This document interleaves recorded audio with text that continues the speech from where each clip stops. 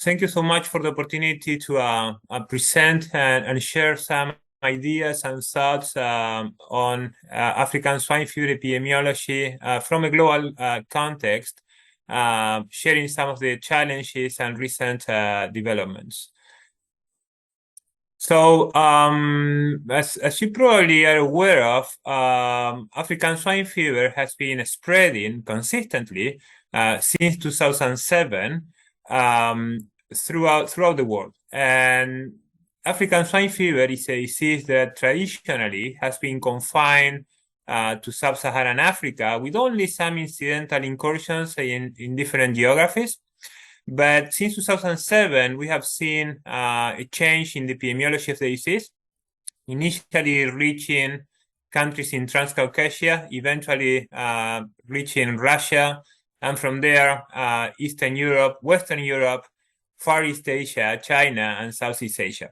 And that was for 13 years of constant and consistent expansion until finally in 2021, it finally reached the Americas, the island of Hispaniola, affecting two countries, Haiti and the Dominican Republic.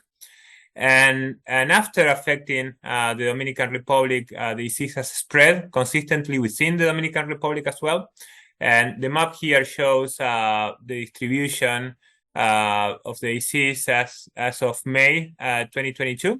And what you can see is really reflecting the distribution of swine in the island. So basically, most of the population has been affected by the disease.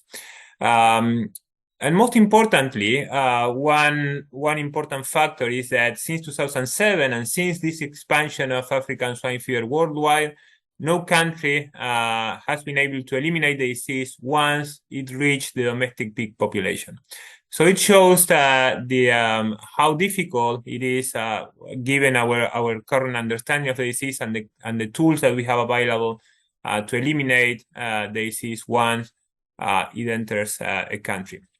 So back in 2019, before it reached the Americas, but after the disease started to expand in Eastern Europe and Asia, we did this analysis evaluating the risk that the disease would reach the US. And we found that because of that expansion, the risk increased by almost 200% for the virus to reach the US. And again, that was before it actually came into America. So one would imagine that the risk is even higher now. At the time, most of the risk was associated with flights originating from China and Hong Kong, followed by the Russian Federation, although that distribution now with the Dominican Republic affected may have changed. And 5 US airports accounted for more than 90% of the risk. And that was an exercise that we did. That was a risk analysis. So you may wonder what's the certainty that we have about the accuracy of these predictions. And towards that end, what we did is that we assessed what other countries are doing in terms of evaluating whether the African swine fever virus is present in products that they have sized at their airports. The US doesn't evaluate products that have been sized at airports for the presence of foreign diseases, because USDA assumes that because the introduction was illegal, they will treat the product as if it was contaminated. But other countries like Japan, South Korea, Taiwan, Thailand, Australia, they do test the products for African swine fever. What they found is that in the large proportion of products, swine products have been sized at the airports, actually the virus was present. And that's extremely important because it shows that potentially the virus may have already reached our borders, but luckily it didn't reach a susceptible population. And that may be the reason why we didn't have an outbreak of African swine fever yet. But it does show that there is a certain risk that it may happen. And when you compare that with the relative increase in the size of the wild pig population, which is what we can see in the map below, how wild boars, feral swine have expanded the population in the last 40 years, now reaching large parts of the country, many of them with an important swine production, that's a concern because it shows that potentially some of these products that may have not been sized at the airport, that may have been contaminated and may have reached the mainland, potentially could be accessed by the wild population, feral pigs, and then if it reached our feral pig population, then that would be certainly a big issue. So it shows that the country is at risk, and that risk is now is not negligible. And once it gets into a country, once it affects the country, even if it's only the feral population, the risk for the domestic population is huge, mostly because the disease could be introduced into farm through multiple ways, through multiple routes. It can access the farms through trucks, vehicle, people that may have contaminated their clothes, food that workers may bring into a farm, through other infected domestic pigs, through the environment. When you start eliminating affected animals, the environment gets contaminated, and then the farms may be affected as well. Feed, semen, domestic mammals that may have been contaminated with disease, flies. Certainly, we talked about feral pigs and wild boars. So then the challenge is for a farm in an infected environment to still remain free become more and more difficult to sustain. So the biosecurity of a farm becomes in a contaminated environment becomes a really important factor, but at the same time really difficult to maintain because you need to pay attention to so many things. So when we look at the ways, following on that comment, using, for example, Russia, this is a study that was conducted a few years ago, looking at different outbreaks and how farms were affected. You can see that for more than 70% of the outbreaks, at the end of the day, it was associated with two routes of entry. One was contaminated vehicles, and feeding contaminated fodder. So those were the two routes that, and even when you eliminate those outbreaks for which the cost was inconclusive, 90%, more than 90% of those outbreaks for which the route was identified was associated with those two routes. So those are the two routes that are most important in terms of spreading of the disease in an infected country. Another challenge is that in many circumstances people will be scared because they feel they have the disease, and then the compensation that they received by the disease is low. So that may promote some practices that actually may be far from ideal, like selling animals as soon as one suspects that the farm has been infected, and that results in further spread of the disease, and that has been reported in a number of countries that were infected. So that also contributes to the long distance spread of the disease and maintenance of the disease in a contaminated environment. And why is African swine fever so challenging? Well, there are a number of circumstances and reasons that make this disease really difficult to control. We already talked about the role that wild animals may play in maintaining and spreading the disease. So wild animals and domestic pigs are affected. There's a high variability of the virus. So actually there are a number of different genotypes.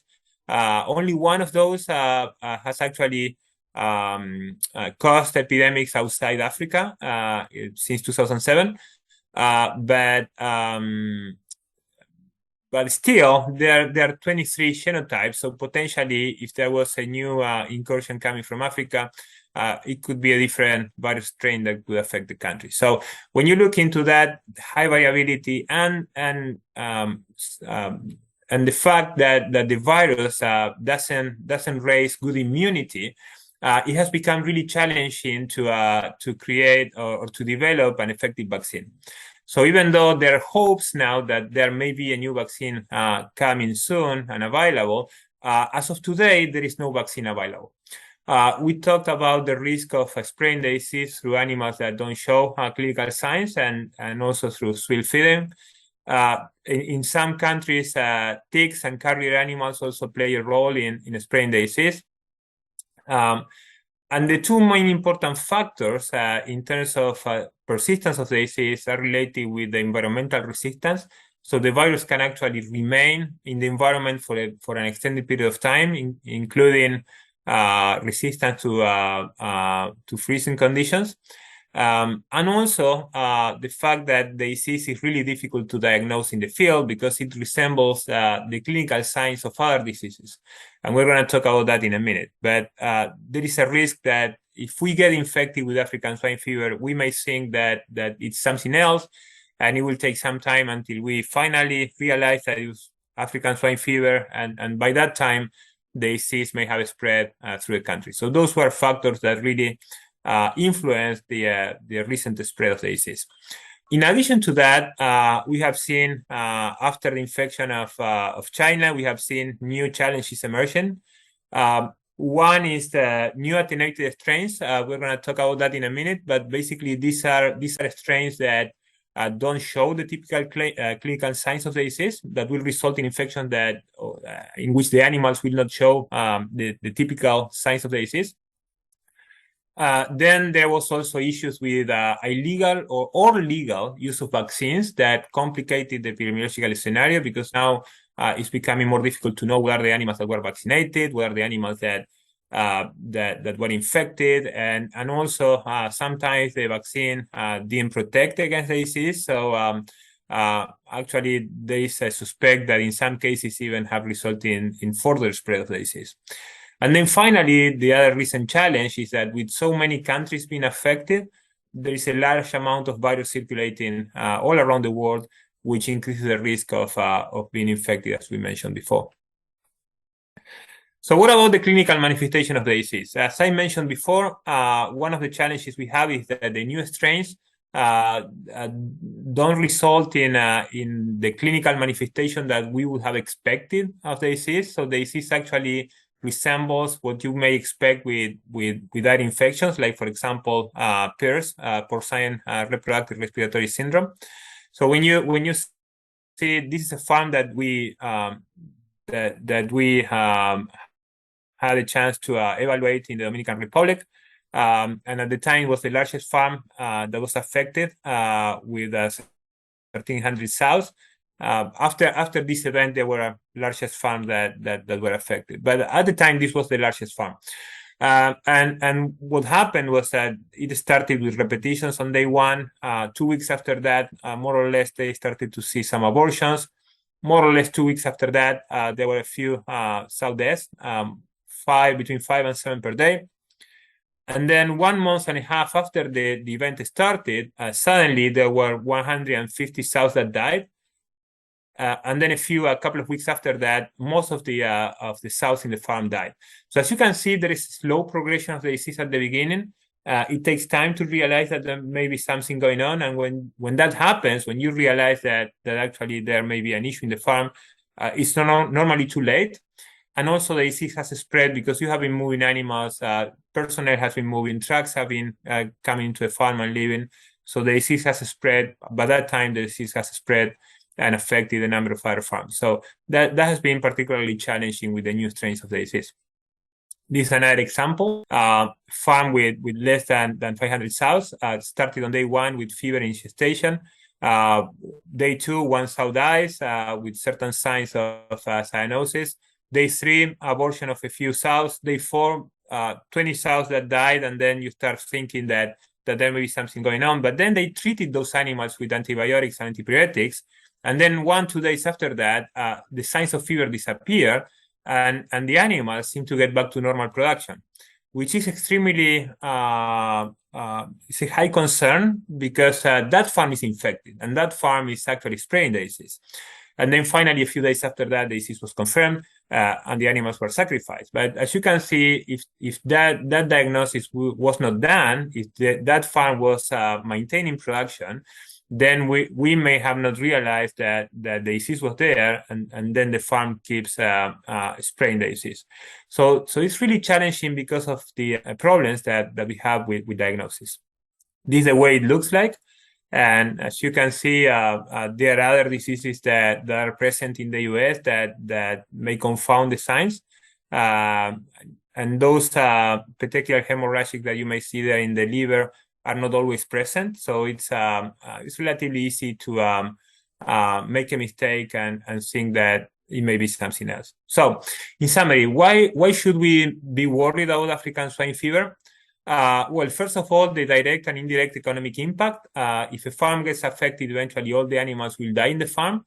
But also countries that are affected by African swine fever are imposed certain restrictions to trade. So we will not be able to keep selling our pork at the rate that we did before an infection, even though USDA is working in some agreements with some countries to recognize control activities that may happen in the event of an epidemic. There is no doubt that some countries will not recognize that and that trade will be affected. So direct and indirect economic impact of the disease is extremely important. There is no vaccine available. There are multiple routes of spread of the disease, which makes it really difficult to maintain the disease out of the farm if the country gets infected. The environmental persistence of the disease. So one may think when African swine fever affects a farm, one may think that when there is a droplet blood, potentially that's contaminated and there is virus there that results in the spread of the disease. Many regions that have been infected and the continuous expansion of the disease since 2007, and how challenging it is to diagnose the disease, which may confound its identification. So those are the reasons why the disease has been affecting so many countries, and that's the reason why it represents a big concern for the US. So thank you so much for the opportunity to share these ideas, and I'm available for questions through email or any other way in which it could be helpful to support the response and preparedness against disease. Thank you so much.